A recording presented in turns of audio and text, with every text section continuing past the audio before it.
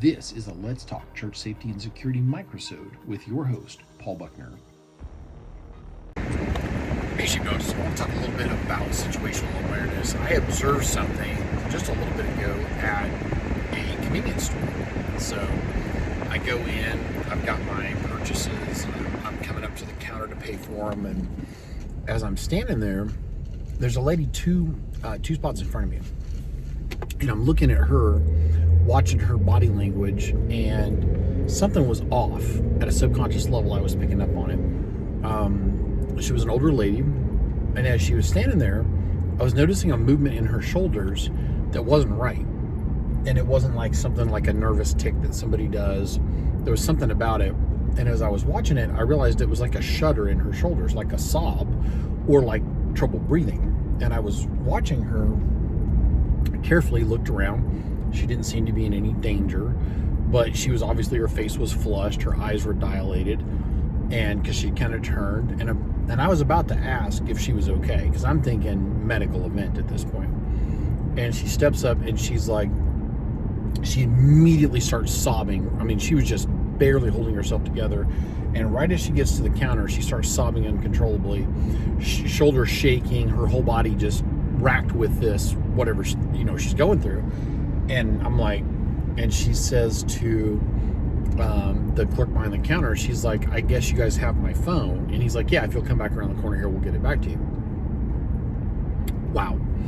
And so, but it was one of those things that at a subconscious level, I was picking up on this little tick that she had, and I was noticing this movement in her shoulders, and something was off with her body language. Something was off with the way she was moving.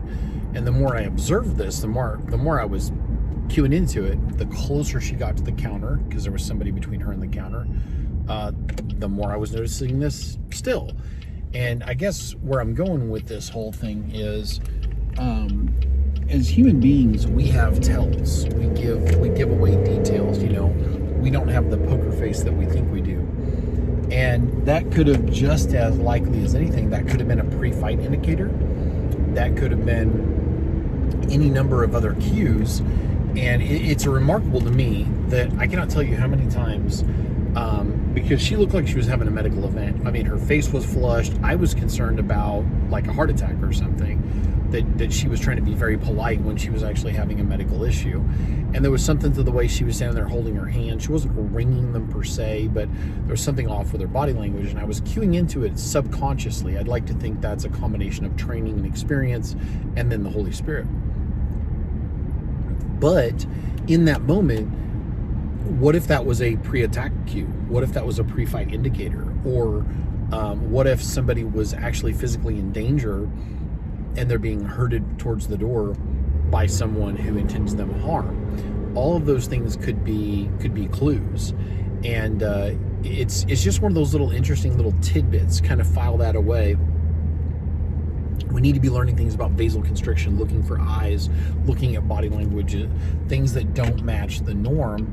And she was trying very, very hard to keep herself in check. She wasn't doing as good a job as she wanted to, but she was trying very hard to keep herself in check, because, and I get it, that's an $800 to a $1,200 investment these days for a nice phone. And that's a scary position to find ourselves in, especially when many of us are signed into secure things. A lot of us are signed into maybe an Amazon account or something like that, where somebody can have access to things they shouldn't. So just things to think about.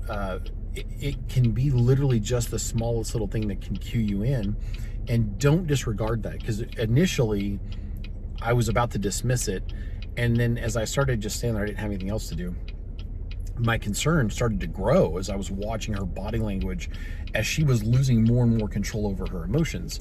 This is something that you'll see happen with terrorists, or somebody will be planning some kind of a knife attack on someone or something, and you're watching their body language, and they're checking repeatedly for the weapon. You see this a lot with folks who are new to concealed carrying. They'll pat and touch the weapon, or they'll rearrange their clothing. Somebody who's not been doing it for a while, or they've not been trained well, or they're just new to it. And so that's totally a thing. And you're watching that nervousness. And she wasn't like shifting around and looking around like a robbery, but something. She was very focused on the counter. something was off, don't dismiss that, because I cannot tell you how many times in the moment I remember catching a guy that had warrants.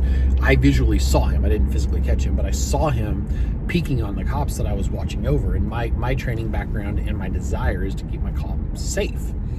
And so as I was watching all of this stuff and observing, I kept seeing this guy peeking. And so I mentioned it to the officers, and they left, and someone actually called in and was routed through to the officer, and they said, hey, this guy went right to that house that you guys were at a few minutes ago.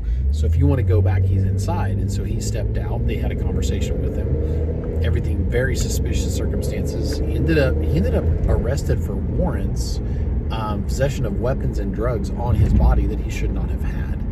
And just that little bit of situational awareness, because the officer I was with grinned at me because they had not seen the guy. They were focused on what they were doing. I was Overwatch. It was literally 2 on, 1 off. It was 2 officers on, and the crazy chaplain was watching the background and keeping an eye on them. And the officer grinned at me while he was on the phone. He said, yeah, we saw that guy, which he hadn't personally, but that's my tribe, and they consider me part of it. And he's like, yeah. He's like, where did he go? And they told him. And so they looped back around, got a 3rd officer involved, covered all the exits, and turns out he was somebody that was dangerous. Turns out he was somebody that was a threat. And it would have been all too easy to have dismissed that. So don't dismiss your instincts. So anyway, a little side note, you won't see this today, but today I actually applied to the university that my police academy training will be through. And I've got a couple of small pieces of paperwork to send in, and then I will have all of that information sent in. So I will have all my transcripts and diplomas and all that good stuff that goes with it, and I will actually be enrolled to study to become a law enforcement officer. So anyway, may the Lord bless you and keep you. May his face shine upon you. Remember, it's got to be practical over tactical. It's got to be that training before toys. God bless. If you enjoyed this microsode, check out the video and audio versions of the Let's Talk Church Safety and Security podcast.